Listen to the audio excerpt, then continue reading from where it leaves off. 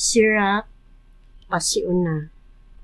Ang balaod, ang mga propeta ug ang ulahi nga mga magsusulat, nagbiling kanato usa ka bahandi sa bililhon nga mga pagtulun-an ug angay nga daygon nato ang Israel tungod sa pahimangno ug kaalam nga ilang gihatag.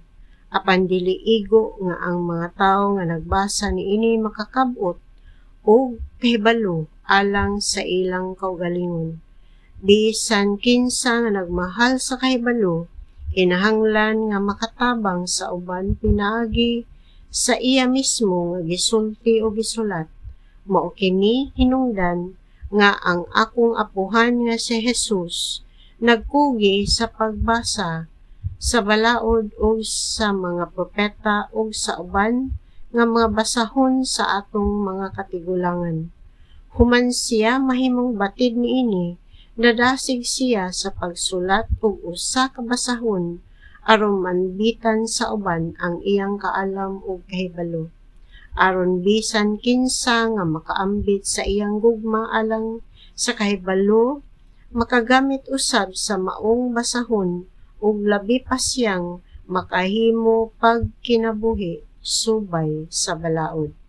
Busa awhagon ko kamo sa pagbasa pag-ayo niining basahona ug sa inablihan nga hunahuna ug palihog pagbaton ug pailog niadtong mga dapit tiin bisan pa sa tanan akong makugihon kapaningkamot wala tingali ako makahubad pag-ayo sa pipila ka mga pulong.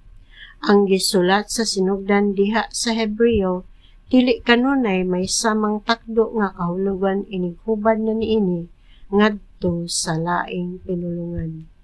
Tinuod kini dili lamang niining basahona kundi bisan mahitangod sa balaod mismo sa mga propeta o sa ubang mga basahon.